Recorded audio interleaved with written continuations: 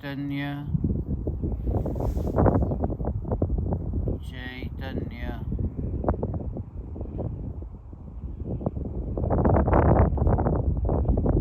चैतन्य स्वभावी भगवान आत्मा अनादि अनंत शुद्ध चैतन्य मात्र है। ज्ञान मात्र है।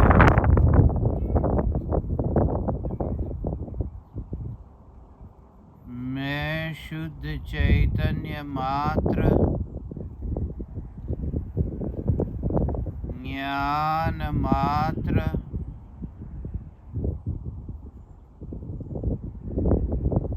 भगवान आत्मा हूँ।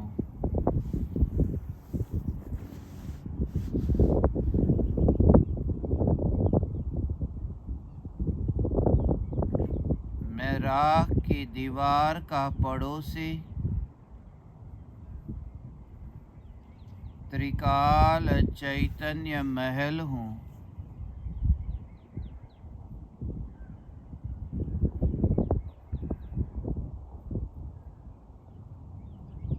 राख की दीवार के बैर बिखेर होते ही जिन परमाणुओं की पहचान भी नहीं होती कि ये परमाणु कभी राख की दीवार के रूप में थे,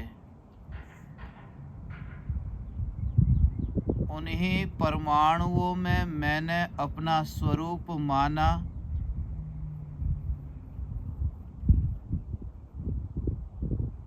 त्रिकाल चैतन्य सत्ता को भूलकर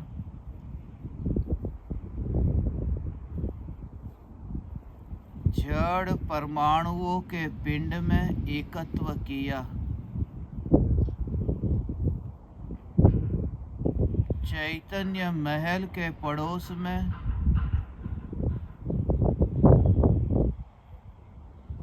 राख की अनंत दीवारें बनी और बिखरी।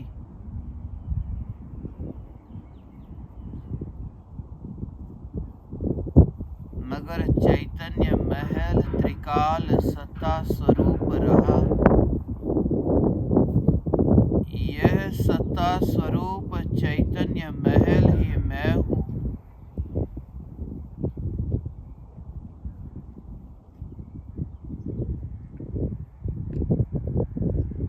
जगत में परिवर्तन करने के भाव से स्वयं का अनंत परिभ्रमण हुआ। मैं त्रिकाल ध्रुव चैतन्य सत्ता हूँ, जिसमें एक समय के लिए भी परिवर्तन आ नहीं सकता, जिसमें एक समय के लिए परिणमन नहीं हो सकता। ऐसा मैं अपरिणामी न्यायक देव हूँ।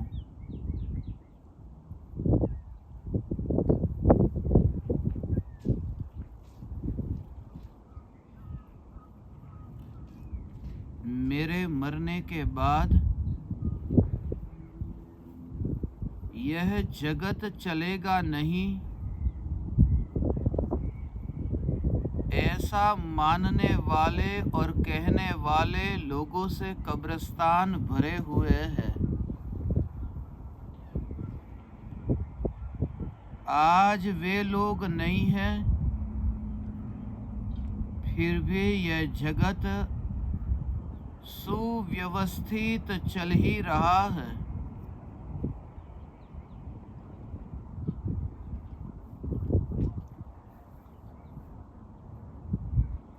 कर्तृत्व बुद्धि के भाव के कारण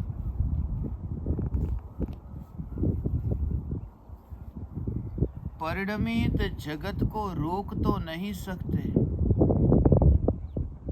स्वयं ही अनंत परिभ्रमण की तैयारी करते हैं। इस जगत के एक भी परमाणु के परिणमन में मेरा कर्तृत्व नहीं है।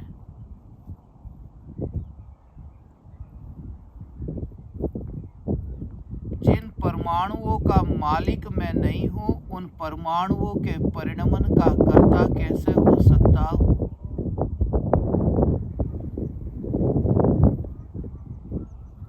मिट्टी में समा गए मुर्दे पहचाने भी नहीं जाते कि कौन से मुर्दे थे और कौन से मिट्टी।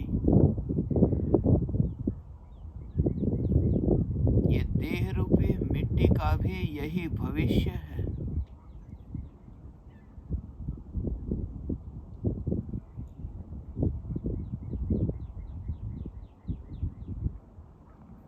ये देह के परमाणु जो अभी जमीन के ऊपर दिखाई देते हैं,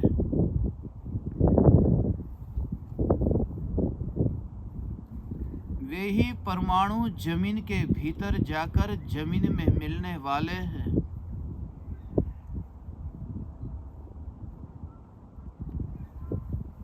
रास्ते से उड़ने वाली धूल जैसे रास्ते पर जाकर के मिल जाती है, वह धूल पहले भी रास्ते पर थी और बाद में भी रास्ते पर थोड़ी देर के लिए आकाश में उड़ लिया। ये देह के परमाणु भी ऐसे ही है, मिट्टी के रूप में थे और मिट्टी के रूप में होने वाले हैं। मगर जो मिट्टी में समाया नहीं, ऐसा चैतन्य परमात्मा मैं हूँ।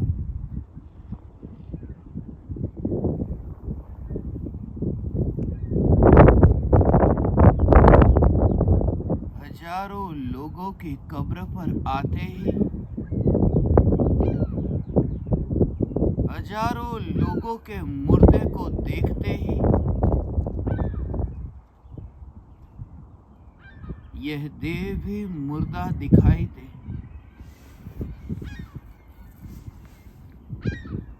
हजारों मुर्दे जमीन के भीतर गड़े हुए हैं और यह आश्चर्य कैसा कि एक मुर्दा जमीन के ऊपर बैठा है, मगर है मुर्दा ही,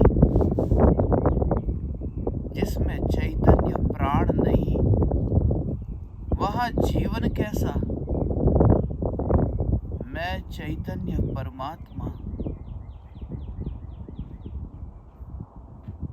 मुर्दे की अंतिम विधि का मात्र साक्षी हूँ।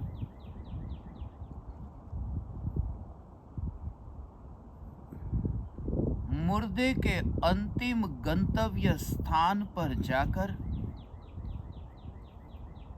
सिर्फ गवाह हूँ,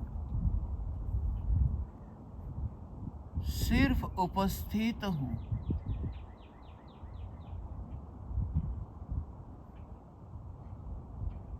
पड़ोसी के मरने पर जैसे स्मशान में उपस्थित रहते हैं, ऐसे ही इस राख की दीवार के पड़ोस में रहने वाला मैं परमात्मा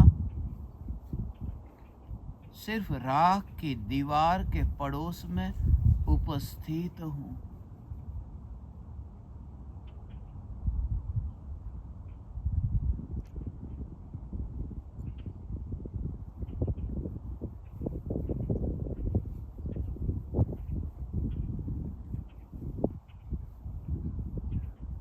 यह राख की दीवार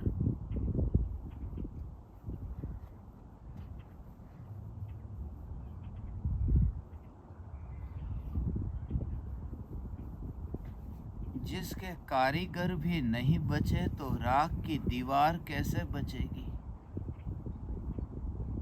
राख की दीवार के कारीगर माता पिता ही नहीं बचते, तो उनके द्वारा निर्मित राख की दीवार कैसे बचेगी?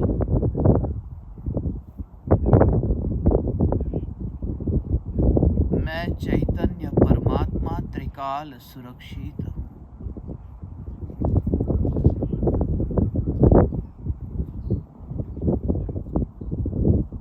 यह यह चलता फिरता मुर्दा,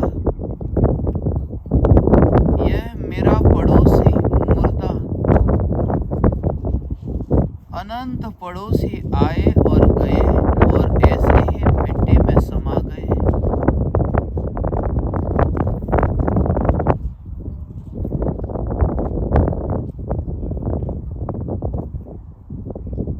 मगर निश्चिंत था, क्योंकि पड़ोसन की गति निश्चित है।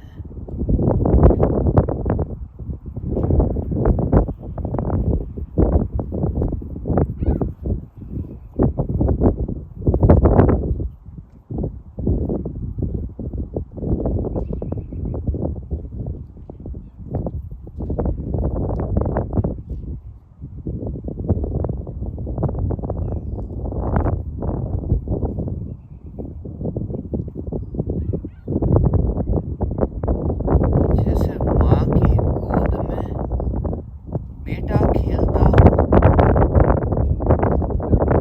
मगर वह माँ भी मैं नहीं और बेटा भी मैं नहीं।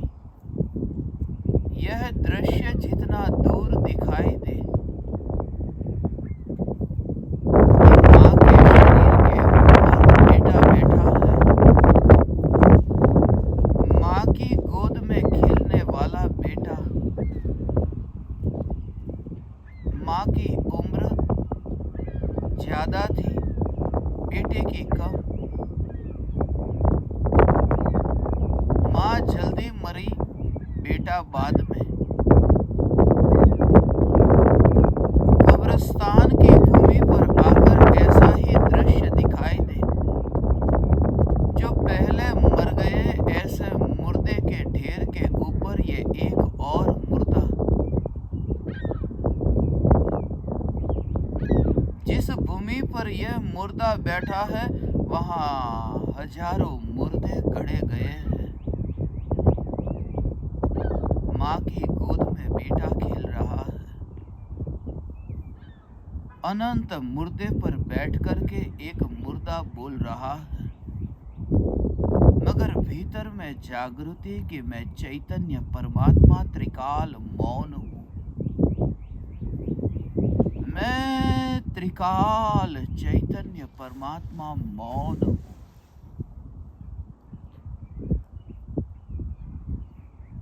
वाणी में टकराहट है, क्योंकि वाणी दो परमाणुओं का परिणमन है और परमात्मा परमाणुओं से न्यारा है, इसलिए सदा मौन है।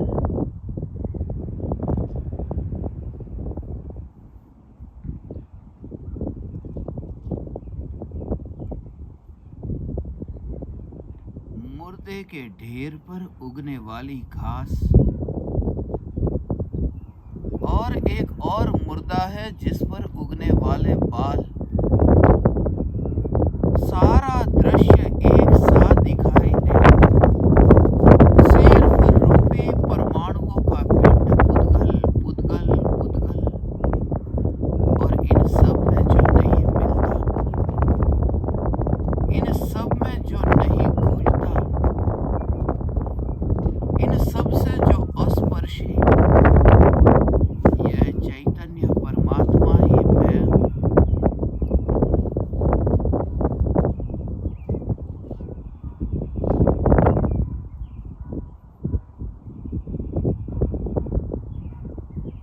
हमेशा के लिए किसी घर में स्थायी होने से पहले जैसे घर को एक बार देखने जाते हैं, बस यह दृश्य ऐसा ही दिखाई दे कि जो मुर्दा सदा के लिए मिट्टी में मिलने वाला है, वह मुर्दा एक बार उस मिट्टी के दर्शन के लिए आया है। मगर मैं चैतन्य परमात्मा, मेरा अंतिम गंतव्य स्थान तो सिद्धपुर है।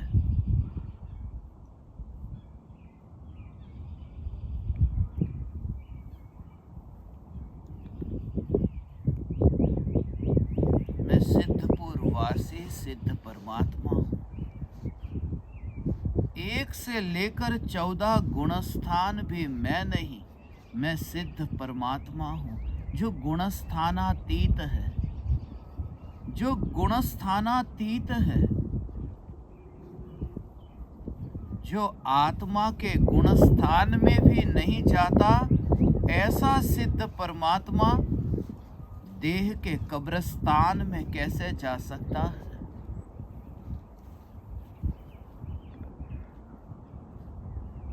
मैं कब्रिस्तान में भी नहीं और मैं गुणस्थान में भी नहीं,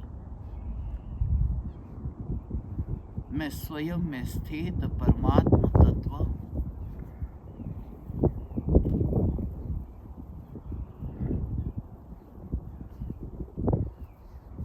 अनंत काल के लिए मिट्टी की पकड़ छूट जाने के लिए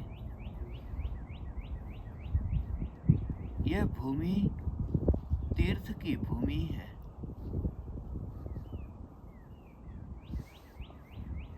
जिस भूमि पर रह कर के तीरा जा सके वही तीर्थ है। भव सागर से तैरने के लिए यह भूमि तीर्थ है। क्षण भंगुरता का बोध हो कि बुद्ध की और यात्रा हो।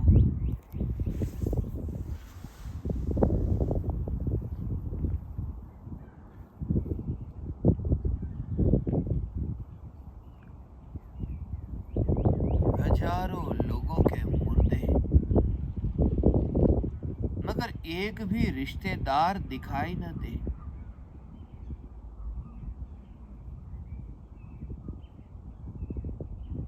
माता पिता भाई बहन मर गए और कब्रिस्तान में मुर्दे गड़ गए।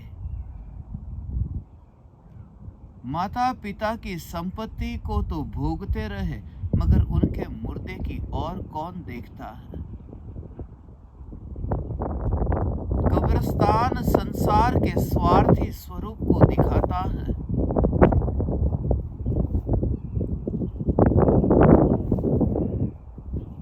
माता पिता का शरीर जिस घर में कुछ बरसों तक रहा,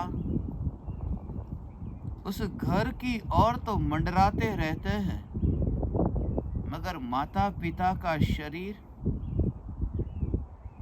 सदा काल के लिए जहां ठहर गया, उस स्थान की ओर कौन देखता है? संसार का स्वभाव ही स्वार्थ है। आश्चर्य न हो, वैराग्य हो, उदासीनता हो, कब्रिस्तान तीर्थ स्थान हो जाए।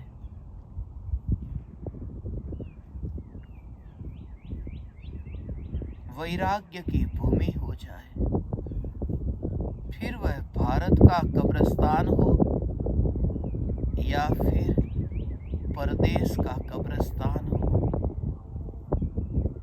कब्रिस्तान परदेश का ही होता है, स्वदेश में तो सिद्ध होता है। मैं सिद्ध परमात्मा कब्रिस्तान से पार हूँ। पल पल पलटते जीवन में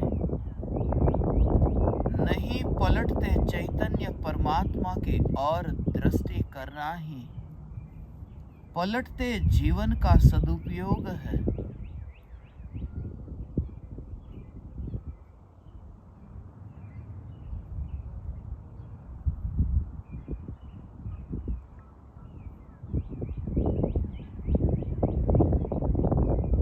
मटका रास्ते पर गिरे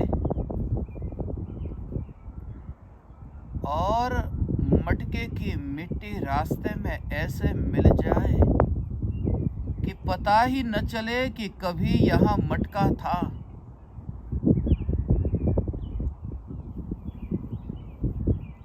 मनुष्य के मुर्दे ऐसे ही जमीन में समा जाते हैं, पता ही नहीं चलता कि कभी यहाँ कोई शरीर था।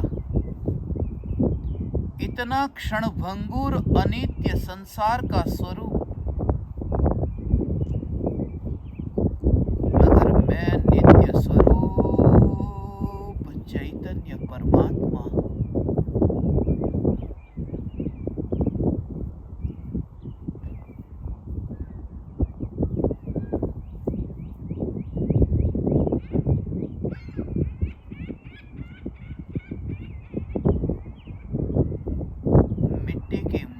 खेल कब्रिस्तान है।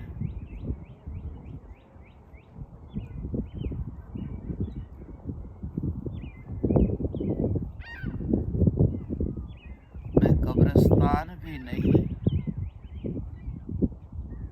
गुणस्थान भी नहीं।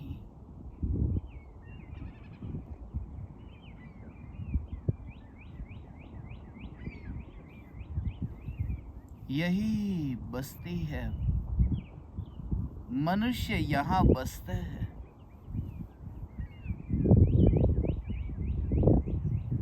यहाँ जो बस गए वह बस गए, फिर कहीं जाते नहीं।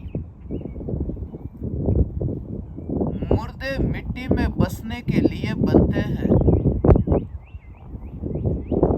और चैतन्य परमात्मा अनंत सिद्धों के संग विराजमान होने के लिए है।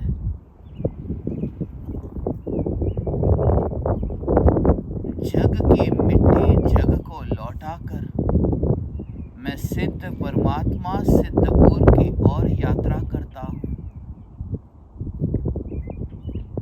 पराये का वैभव जो खुद ने छीन कर रखा था बेईमानी से, उसे लौटा करके अब निश्चिंत जीवन जीता हूँ। पृथ्वी की मिट्टी को पृथ्वी को अर्पण करके, पृथ्वी की मिट्टी पृथ्वी को लौटा करके मैं सिद्धपुर की ओर प्रयाण करता हूँ। मैं सदाकाल सिद्धपुर वासी सिद्ध हूँ। सिद्धपुर वासी सिद्ध हूँ।